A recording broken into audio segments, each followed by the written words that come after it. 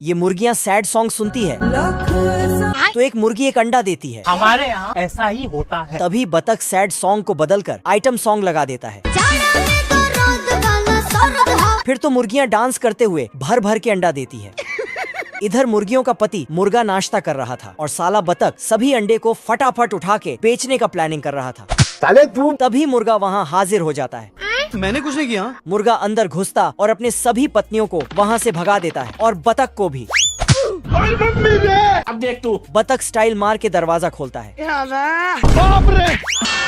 फिर बाहर अंडों की टोकरी में इसको पैसा दिखता है जिसका रखवाला मुर्गा कर रहा था। अच्छा। बतख अंडे को हासिल करने के लिए मुर्गी बन जाता है यार मैं इतना सुंदर क्यों हूँ? और फिर इस मुर्गे के सामने आके मटकने लगता है। कोई हमें भी पटा लो, गरीबों की दुआ लगेगी। साला मुर्गे के इतनी सारी पत्नियों के होते हुए भी नकली मुर्गी के चक्कर में पड़ जाता है।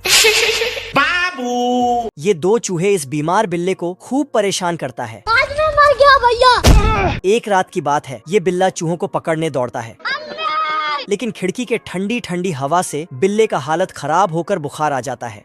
ये देखो मेरी हालत कमजोर हो गई। तो बिल्ला 2-4 दवा खाकर फिर से चूहों को पकड़ने दौड़ता है लेकिन साला चूहा खिड़की खोल देता है। बाप रे। देखते ही देखते बिल्ले को तेज बुखार आ जाता है। इसकी गारंटी मैं नहीं दे सकता। चूहे लोग बोलता है कि अगर इसका इलाज अब भी नहीं किया तो ये दुनिया से टपक जाएगा। लेकिन इतनी रात को दूर दूर तक कोई डॉक्टर नहीं था। तो बिल्ला चूहों का पैर पकड़कर बोलता है कि तुम ही मेरा किसी तरह इलाज कर दो। अच्छा। लेकिन ये सब इन चूहों का एक चाल था। झूठ मूठ का इलाज का नाटक करता है और बिल्ले के पीछे 2 पंख लगा देता है।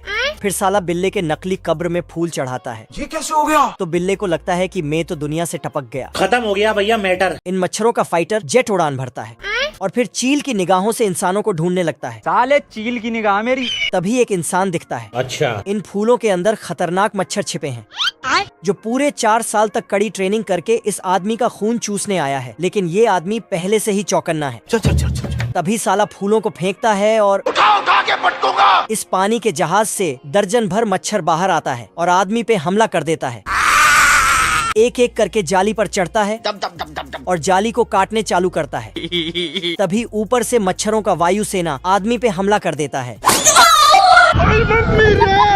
फिर खून चूसकर सब मच्छर वापस चल जाता है। मजा आया। बाप रे। इस गिद्ध का बाप उल्लू आता है और मुर्गियों के घर में चोरी करने के लिए इसे अपने साथ ले जाता है। इसे बोलता है कि तुम यहीं रहो, हम मुर्गी को निपटा के आते हैं। ठीक है समझ गया। लेकिन मुर्गी इसको ही उठा के बाहर फेंक देती है।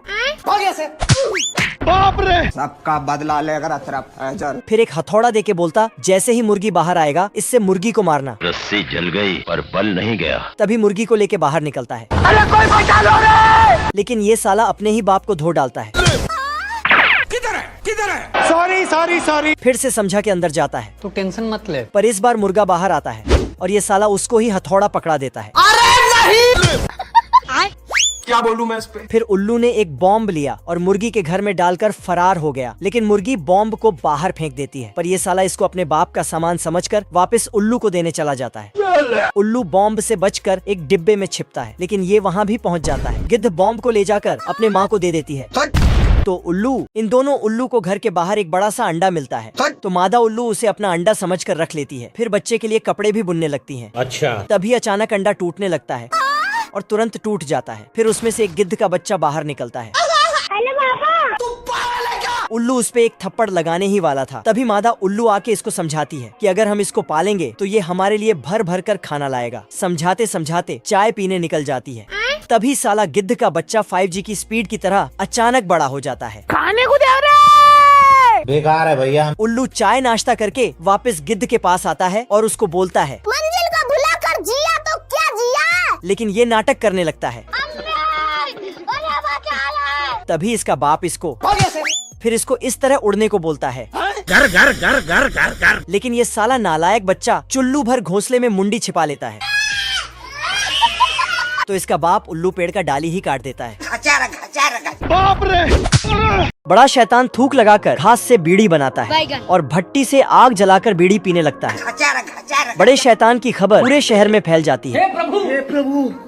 राजा आदेश देता है जो भी शैतान को पकड़ेगा उसकी शादी अपनी बेटी से करा देगा, लेकिन कोई शैतान से लड़ने के लिए तैयार नहीं होता। तो राजा परेशान हो जाता है, क्या कर सकता हूँ। तभी यह चूहा 3-4 मक्खी मारकर गांव वालों से कहता है कि मैंने 3-4 लोगों को अकेले मार दिया। तो गांव वाले चूहे की बहादुरी के बारे में राजा को बताते हैं। दुम्बा दुम्बा बुम्बा बुम्बा बम्बा बम्बा। अगले दिन राजा चूहे को दरबार में बुलाता है। तो चूहा राजा के सामने डायलॉग मारता है। तो राजा इसे शैतान से लड़ने का आदेश देता है और बदले में अपनी बेटी का हाथ और 7 करोड़ रुपए देने का वादा करता है। चूहा थोड़ा घबरा रहा था, लेकिन तभी सौरभ जोशी की नकल करके चूहा ऐसा घर बनाता है जो बटन दबाते ही कार में बदल जाता है।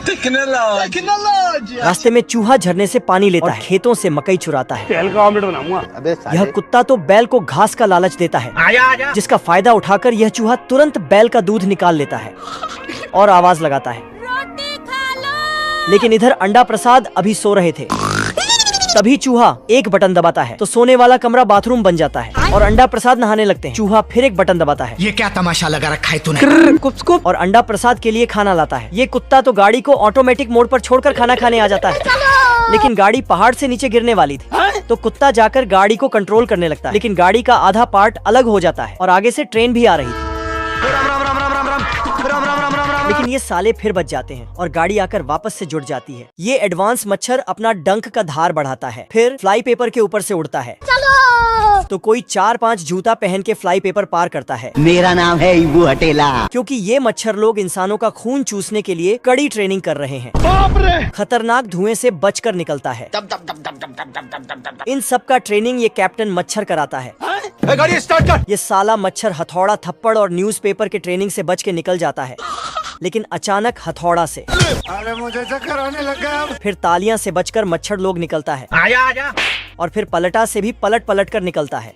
कुछ मच्छर को चीज बर्गर के बर्तन में भरकर जांच किया जाता है। अरे दादा रे। उसके बाद एक साथ इंसानों पर हमला करने की ट्रेनिंग करते हैं, लेकिन साला ये मच्छर गलत जगह डंक लगा देता है। मेरी बहन की।